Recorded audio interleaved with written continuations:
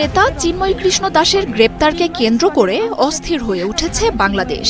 এই নেতাকে গ্রেপ্তারে উদ্বেগ জানিয়েছে ভোকে, সংক্ষেপে বলা হয় ইসকন। এটি হরে কৃষ্ণ মুভমেন্ট নামেও পরিচিত। হিন্দু ধর্ম ও শ্রীকৃষ্ণের ভাবাদর্শ ভিত্তিক সংগঠন হলেও ইসকনের জন্ম কিন্তু ভারতে নয়।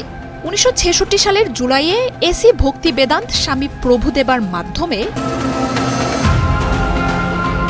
তবে ইসকন প্রতিষ্ঠার পরই ভারত সহ বেশ কিছু দেশের হিন্দুদের প্রতিরোধের মুখে পড়েন ভক্তি বেদান্ত।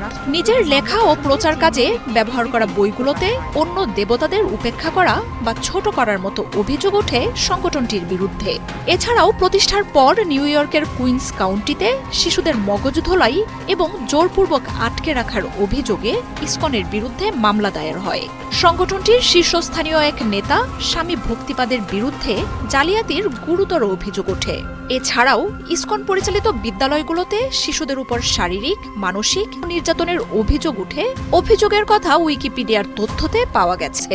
এর চর্চার মূলে আধ্যাত্মিক সমাজে এটি হরে কৃষ্ণ আন্দোলন নামেও ব্যাপক পরিচিত। ইসকন গৌড়ীয় বৈষ্ণব সম্প্রদায়ের অংশ। ভগবদ্গীতা এবং পুরাণ নিয়ে ইসকনের প্রতিষ্ঠাতা ভক্তি বেদান্ত স্বামীর অনুবাদই মূলত এই সংগঠনের মূল। ভক্তিযোগ অনুশীলন, শ্রীকৃষ্ণের উপাসনা এবং হরে কৃষ্ণ মহামন্ত্র জপ এই সংগঠনের মূল উপজীব্য। ইসকনের বিশ্বাস অনুযায়ী ঈশ্বরের সব অবতারের মূল উৎস কৃষ্ণ।